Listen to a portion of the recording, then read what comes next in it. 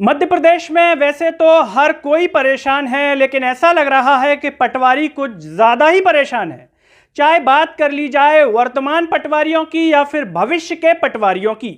भविष्य के पटवारी इसलिए परेशान हैं कि उन्हें समय पर नियुक्ति नहीं मिल पा रही है, तो एक वर्ग इसलिए परेशान है कि पटवारी में फर्जी नियुक्तियां ना हो जाएं। भविष्य के पटवारी क्या करेंगे पता नहीं, लेकिन वर्तमान पटवारियों ने शायद ठान लिया है कि शिवराज सरकार की नाक में कर देंगे दम। नमस्कार, मैं हूं गिरिराज शर्मा और आप देख रहे हैं सरल टॉक। सभी से एक अपील है कि समाज को सब्सक्राइब कीजिए, साथ ही साथ सरल टॉक के ज्वाइन बटन या थैंक्स बटन के द्वारा हमें आर्थिक रूप से सहयोग कीजिए, जिससे हम और बेहतर कार्य कर सकें। तो बात हो रही है पटवारियों की। मध्य प्रदेश के मुख्यमंत्री शिवराज सिंह चौहान वैसे तो समाज के हर वर्ग के कल्याण की बात करते हैं, लेकिन ऐसा लग रहा है कि पटवारियों का कल्याण नहीं कर पा रहे।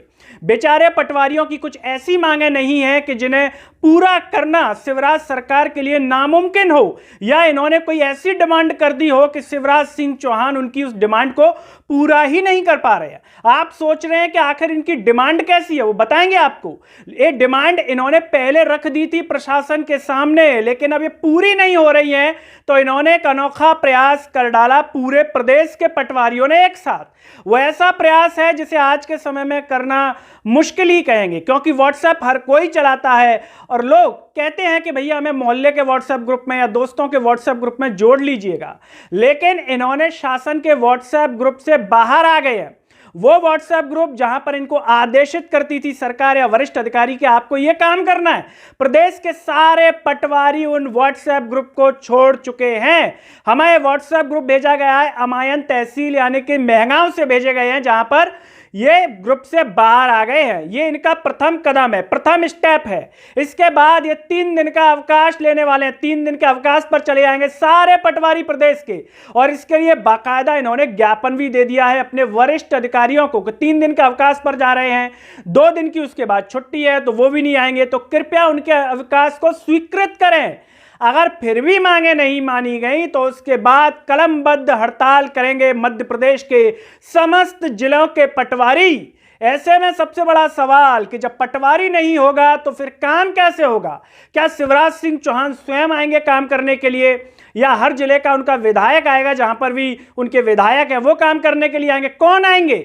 अब आप सोच रहे हैं कि भैया इनकी मांगे तो बता दो, आपने ये तो बता दिया कि ये क्या करने वाले हैं, तो मांगे भी सुन लीजिए। इनकी मांगे कोई बड़ी मांगे नहीं है। ये कह रहे हैं कि एक तो इनका वेतनमान बढ़ा दिया जाए, 1998 के अनुसार जो निर्धारित है उसी अनुसार इनको दिया जा रहा है। 2023 चल रही है। सोचिए, ऐसे समय में जब विधायक, सांसद टवेरा और बड़ी बड़ी गाड़ियों से घूमते हैं, ऐसे में इनका वही वेतनमान।